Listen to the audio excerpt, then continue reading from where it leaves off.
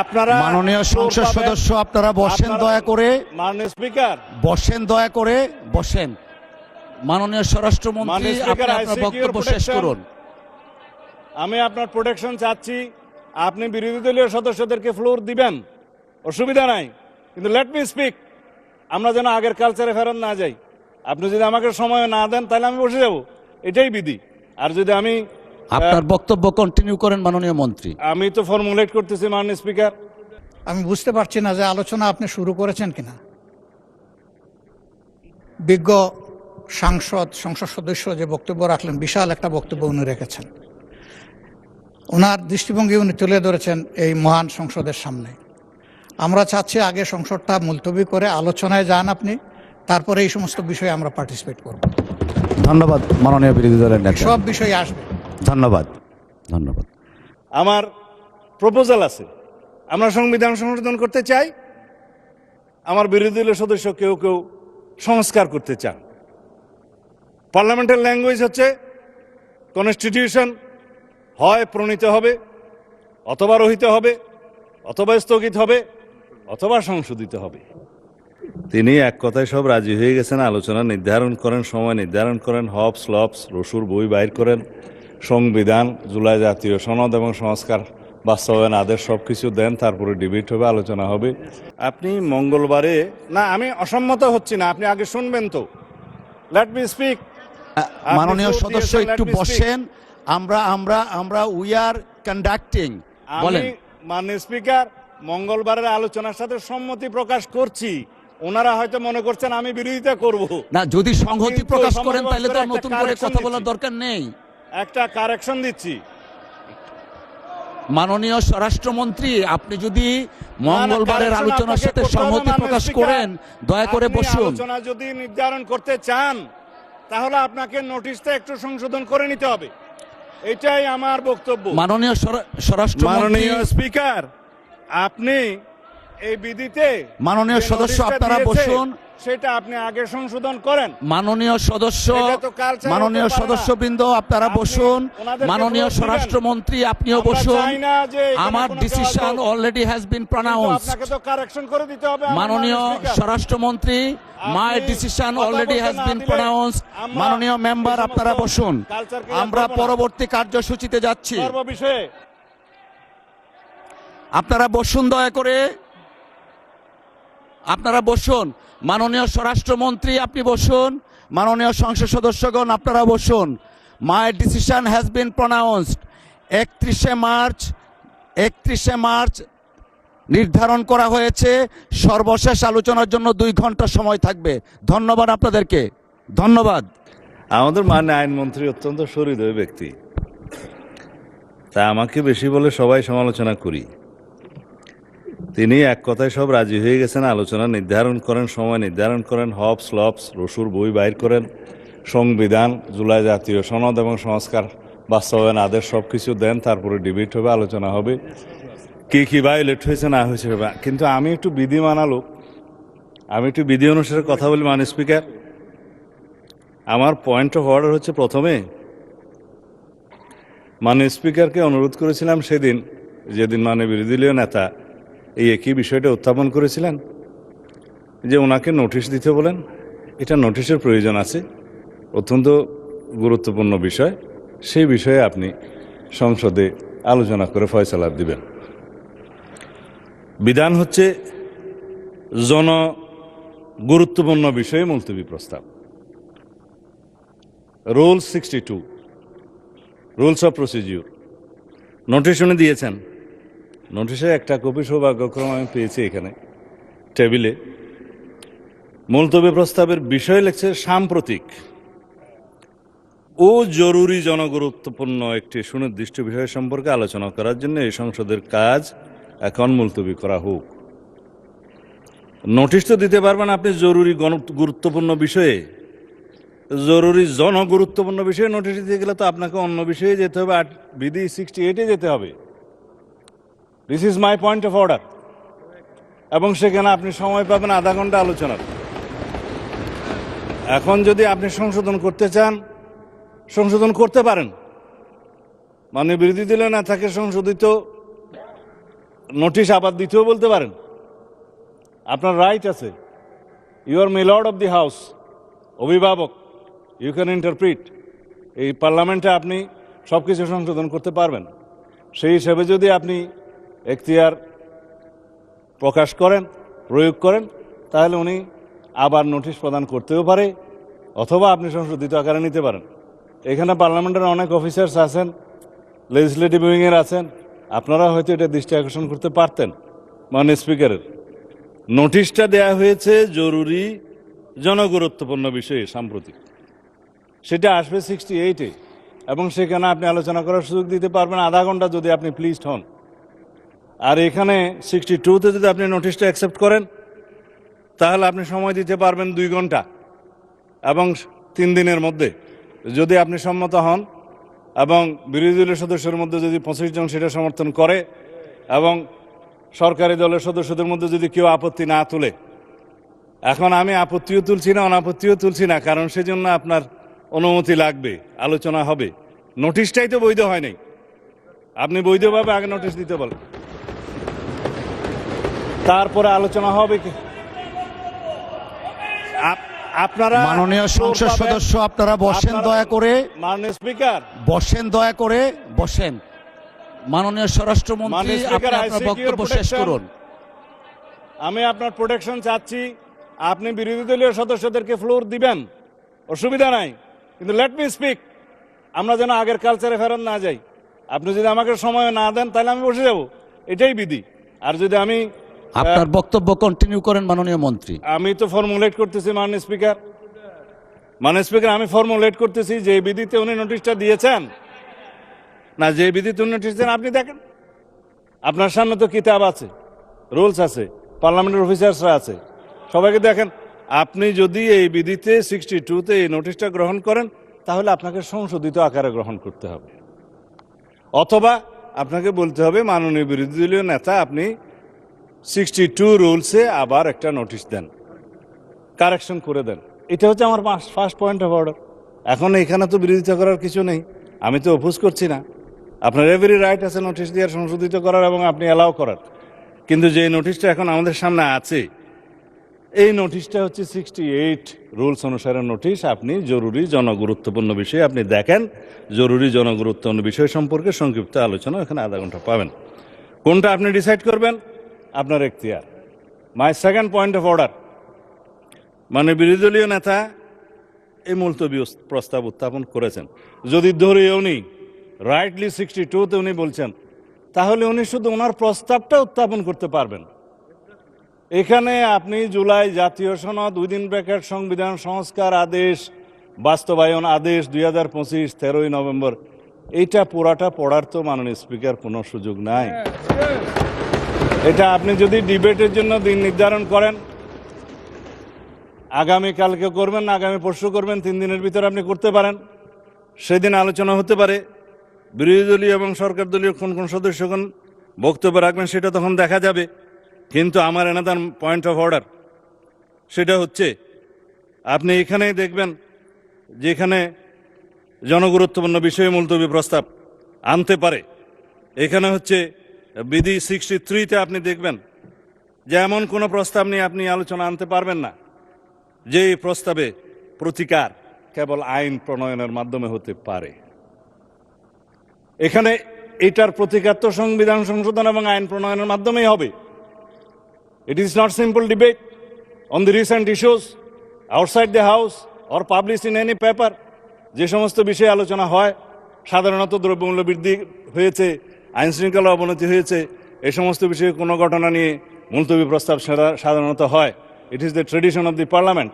হয় কি হয় না সেটা পরে, কিন্তু উত্থাপিত হয়। আমার জীবনে খুব কম দেখেছি আমি মুলতবি প্রস্তাব অ্যাকসেপ্ট হয়েছে বা উত্থাপিত হয়েছে বা আলোচিত হয়েছে বা বুটে গৃহীত হয়েছে। কিন্তু এটা তো আইন প্রণয়নের সাথে জড়িত। আপনি বিধি 63-তে দেখেন, যে বিধিটা 63-তে বলা আছে যে বিষয়গুলো আইন প্রণয়নের মাধ্যমেই সমাধান হতে পারে, সেই সমস্ত কোনো বিষয় জরুরি গুরুত্বপূর্ণ বিষয় হিসাবে মুলতবি প্রস্তাবের জন্য আসতে পারে না। এখানে আমার ফেয়ার প্রপোজাল আছে। This is my third point of order, fourth point of order. আমার প্রপোজাল আছে আমরা সংবিধান সংশোধন করতে চাই, আমার বিরোধী দলের সদস্য কেউ কেউ সংস্কার করতে চান। পার্লামেন্টের ল্যাঙ্গুয়েজ হচ্ছে কনস্টিটিউশন হয় প্রণীত হবে, অথবা রহিত হবে, অথবা স্থগিত হবে, অথবা সংশোধিত হবে। আমরা এখানে সোভারেন পার্লামেন্টের এখতিয়ার নিয়ে এসেছি, সোভারেন জনগণের। আমরা এনাক্টমেন্ট করতে পারবো, আইন প্রণয়ন করতে পারবো, এবং সংবিধানও একটি আইনের মাধ্যমে, বিলের মাধ্যমে এসে সংবিধান সংশোধন হবে। সুতরাং সংবিধান সংশোধনের জন্য let us form a constitution reform committee here. Position এবং অপোজিশন সবগুলোকে নিয়ে, সবাইকে নিয়ে সংবিধান সংশোধনের জন্য আমরা কাজ করি। এবং আমাদের গুরুত্ব দিতে হবে জুলাই জাতীয় সনদ, যেটা জাতির সামনে সংসদের দক্ষিণ প্লাজায় সবাই স্বাক্ষর করেছেন, একটা ঐতিহাসিক রাজনৈতিক সমঝোতার দলিল। আমি এটার বিরোধিতা করছি না এই জন্য যেই দলিলের মাধ্যমে সংবিধান পরিবর্তন হয়ে যায়নি, সংবিধানের কোনো বিধান পরিবর্তন হয়ে যায়নি, কোনো অর্ডিন্যান্সের মাধ্যমে সংবিধানের কোনো কিছু ডিলিট হয়ে যায়নি, সেটা জায়েজ আছে, কিন্তু প্রস্তাব করা যায়। এইটা হচ্ছে সেই প্রস্তাব, জুলাই জাতীয় সনদ, যে পরবর্তী পার্লামেন্টে, সংসদে সবাই রাজনৈতিক সমঝোতার দলিল হিসেবে এটা অনুযায়ী আমরা সংবিধান সংশোধন করব। এবং যে সমস্ত রাজনৈতিক দল ম্যানিফেস্টোতে অন্যান্য বিষয় উল্লেখ করেছে, সেই ম্যানিফেস্টো অনুযায়ী জনগণের ম্যান্ডেট পেয়েছে, আমরা 51% ম্যান্ডেট পেয়েছি। আমরা সেই মতো আমাদের ইশতেহারে উল্লেখিত অন্যান্য বিষয়গুলো যেগুলো সংবিধানকে টাচ করবে সেখানে এগুলো আনতে পারবো, এবং অন্যান্য বিষয়গুলো হয়তো আইন কানুন পাশ করে করা যাবে। যাই হোক, আমরা যেমন কৃষি ঋণ মওকুফ করেছি, সেটা আমাদের ম্যানিফেস্টোতে ছিল, ম্যান্ডেট ছিল, এটার জন্য সংবিধানে টাচ করতে হয় নাই।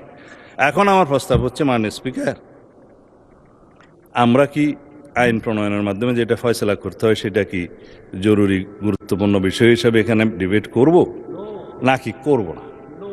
আমরা কি পার্লামেন্টের একটা সংসদীয় কমিটি ফর্ম করব, যেখানে সংবিধান সংশোধনের জন্য সবাই প্রস্তাব দিবেন, বিরোধী দল, সরকারি দল, স্বতন্ত্র সদস্য থেকে সবাই মিলে আমরা সেখানে প্রস্তাব নেব, এবং একটা নির্ধারিত সময়ের মধ্যে আমরা সেই রিপোর্ট এই পার্লামেন্টে প্রদান করব। এবং সেই কমিটি ইচ্ছা করলে পার্লামেন্ট এবং পার্লামেন্টের বাইরে দেশের সমস্ত সংবিধান বিশেষজ্ঞ এবং বিশিষ্ট জন, স্টেক হোল্ডার, পত্রিকার সম্পাদক সহ সবাইকে আমরা ইনভাইট করে তাদের মতামত নেব। এবং আমরা জাতীয় ভিত্তিতে যেটা আমরা সম্মত হয়েছি, যে জুলাই জাতীয় সনদ যেভাবে স্বাক্ষরিত হয়েছে উইথ নোট অফ ডিসেন্ট, যারা জনগণের ম্যান্ডেট প্রাপ্ত হয়েছে সেই নোট অফ ডিসেন্টগুলো ম্যানিফেস্টোতে উল্লেখ করার পরে সেই হিসাবেই যাব, নাকি শুধুমাত্র আমরা এখানে ডিবেট করে মুলতবি প্রস্তাব গ্রহণ করা হইল, হ্যাঁ অথবা না বলেন না করছে, এগুলো সেখানে যাব? মেজরিটির ভিত্তিতে আমরা যেতে চাই না। আমরা সমঝোতার ভিত্তিতে জাতীয় সংসদে একটি এমন সংবিধান সংশোধন করতে চাই যেই দলিলটা আমরা জুলাইয়ের গণ অভ্যুত্থানের শহীদের আকাঙ্ক্ষাকে আমরা ধারণ করতে পারি। আমরা বাংলাদেশের মানুষের পরিবর্তিত পরিস্থিতিতে সকল প্রত্যাশাকে ধারণ করতে পারি। সেই জুলাই গণ অভ্যুত্থানের শহীদের আকাঙ্ক্ষা, প্রত্যাশা, জনপ্রত্যাশা, বিরোধী দল এবং সরকারি দল সবাই মিলে যারা সংসদের বাইরে আছে তাদেরও মতামত সহ নিয়ে আমরা এমন একটা দলিল রচনা করি, যাতে করে আমরা অনেক দিন এই দলিলটা নিয়ে কাজ করতে পারি। অনেক দিন বলার কারণ হচ্ছে, সংবিধান মানুষের প্রয়োজনে, দেশের প্রয়োজনে, সমাজের প্রয়োজনে, চাহিদা অনুযায়ী সময়ে সময়ে অবশ্যই কিছু কিছু বিধান পরিবর্তন করতে হয়, সময়ের দাবি। সেই জন্য আমরা একটা পারপিচুয়াল নেচারের অ্যামেন্ডমেন্ট করি, যেটা অন্তত দীর্ঘদিন পর্যন্ত আমাদের এখানে থাকবে। আমরা সেই সংবিধান নিয়ে আগাতে পারবো। আপনি এখন ডিসাইড করতে পারেন, মাননীয় speaker, you are my lord of the house. ধন্যবাদ। মাননীয় বিরোধী দলের নেতা। আমি বুঝতে পারছি না যে আলোচনা আপনি শুরু করেছেন কিনা। বিজ্ঞ সংসদ সদস্য যে বক্তব্য রাখলেন, বিশাল একটা বক্তব্য উনি রেখেছেন। ওনার দৃষ্টিভঙ্গি উনি তুলে ধরেছেন এই মহান সংসদের সামনে। আমরা চাচ্ছি আগে সংসদটা মুলতবি করে আলোচনায় যান আপনি, তারপরে এই সমস্ত বিষয়ে আমরা পার্টিসিপেট করব। ধন্যবাদ মাননীয় বিরোধী দলের নেতা। সব বিষয় আসবে। ধন্যবাদ। আমরা মাননীয় আইনমন্ত্রী এবং মাননীয় স্বরাষ্ট্রমন্ত্রীর বক্তব্য শুনেছি, পাশাপাশি মাননীয় বিরোধী দলের নেতা যিনি উত্থাপন করেছেন ওনার বক্তব্য শুনেছি। সবার বক্তব্য শ্রবণ করে সংসদের কার্যপ্রণালী বিধি 65(2) অনুযায়ী আমাদের 3 দিনের মধ্যে এই বিষয়টাকে নিষ্পত্তি করতে হবে। সেই হিসাবে আগামী 31শে মার্চ 2026 তারিখ রোজ মঙ্গলবার দিনের সর্বশেষ বিষয় হিসাবে 2 ঘণ্টা কাল বিরোধী দলের নেতার মুলতবি প্রস্তাবটি আলোচনার জন্য সময় নির্ধারণ করছি।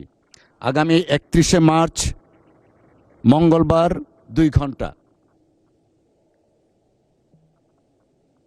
মাননীয় স্বরাষ্ট্রমন্ত্রী মাইকটা একটু দিন। হ্যাঁ, মানে স্পিকার, আমি আপনাকে অনুরোধ করব, আপনি মঙ্গলবারে না, আমি অসম্মত হচ্ছি না, আপনি আগে শুনবেন তো।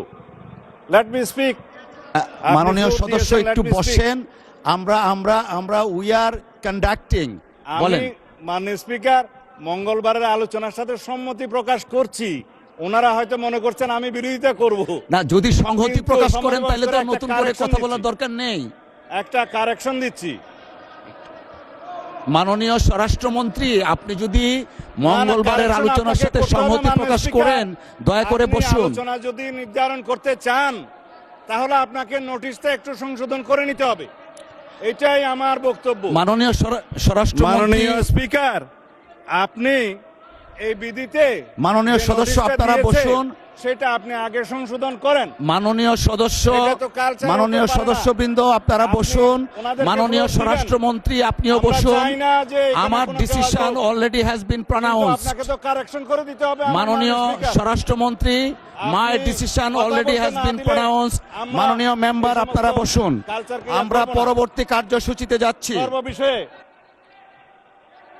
আপনারা বসুন, দয়া করে আপনারা বসুন। মাননীয় স্বরাষ্ট্রমন্ত্রী আপনি বসুন। মাননীয় সংসদ সদস্যগণ আপনারা বসুন। My decision has been pronounced. 31শে মার্চ নির্ধারণ করা হয়েছে। সর্বশেষ আলোচনার জন্য 2 ঘন্টা সময় থাকবে। ধন্যবাদ আপনাদেরকে, ধন্যবাদ।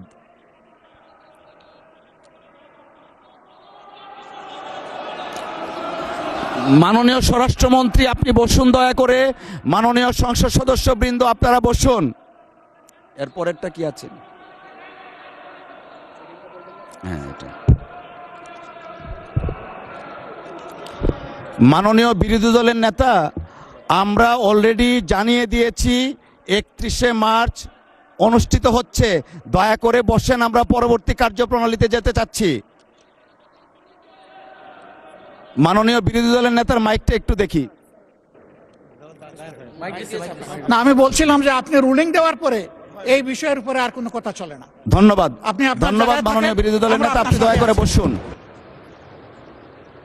আমি আবারও উল্লেখ করছি, আগামী 31শে মার্চ রোজ মঙ্গলবার দিনের সর্বশেষ বিষয় হিসাবে 2 ঘণ্টা কাল বিরোধী দলের নেতার মুলতবি প্রস্তাবটি আলোচনার জন্য সময় নির্ধারণ করা হলো। ধন্যবাদ। আমরা পরবর্তী কার্যসূচিতে যাচ্ছি।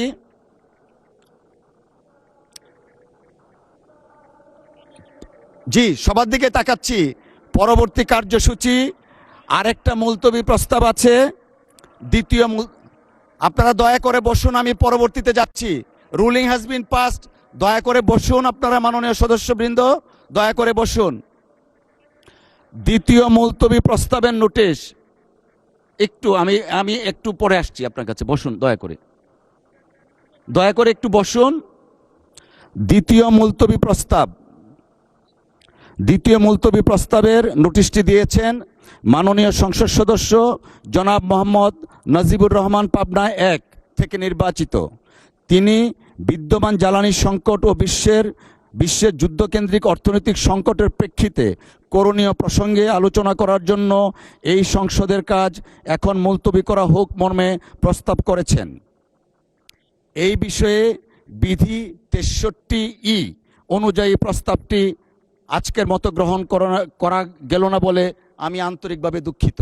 আমাদের দিনের কর্মসূচি পরবর্তীতে এরপরে কোনটা এটা তো গেল,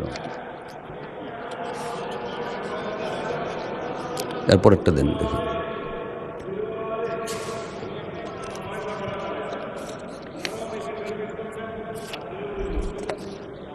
এটা না মাননীয় স্বরাষ্ট্রমন্ত্রী, দয়া করে আপনি আপনার আসনে বসুন মেহরবানি করে।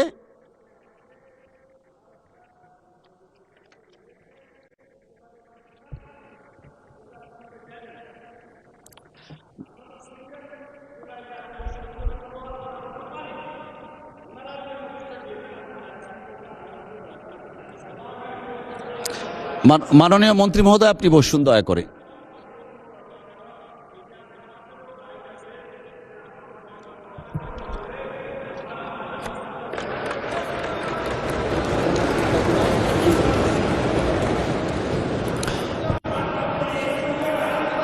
মাননীয় মন্ত্রী মহোদয়, আপনি বসুন। মাননীয় সংসদ সদস্য, আপনারা বসুন। আমরা দিনের পরবর্তী কার্যসূচিতে যাচ্ছি। আমাদের এই বিষয়টা সেটেলড হয়ে গেছে। মাননীয় আইনমন্ত্রী মহোদয় আহ্বান জানিয়েছেন এবং ওনারা প্রস্তুত আছেন। উনি কয়েকটা বইয়ের রেফারেন্স দিয়েছেন। আমি অফিসকে নির্দেশনা দিচ্ছি সেই বইগুলো অ্যাভেলেবল রাখার জন্য। আমরা দিনের পরবর্তী কার্যসূচি রাষ্ট্রপতি ভাষণ সম্পর্কিত আনিত। মাননীয় স্বরাষ্ট্রমন্ত্রী মহোদয়, মেহেরবানি করে আপনি আপনার আসনে বসুন।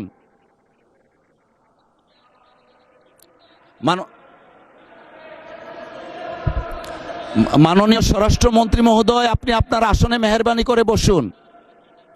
মেহেরবানি করে বসুন আপনি।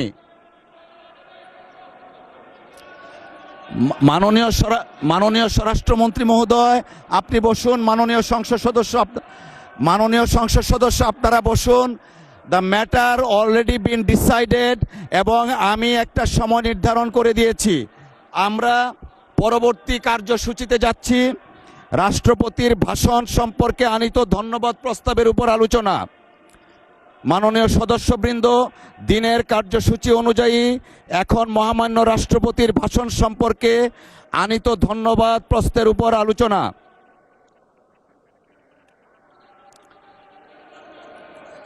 আমি জনাব খন্দকার মোহাম্মদ আবু আশফাক, ঢাকা 1 আসনের নির্বাচিত প্রতিনিধিকে 8 মিনিট সময় বরাদ্দ করছি।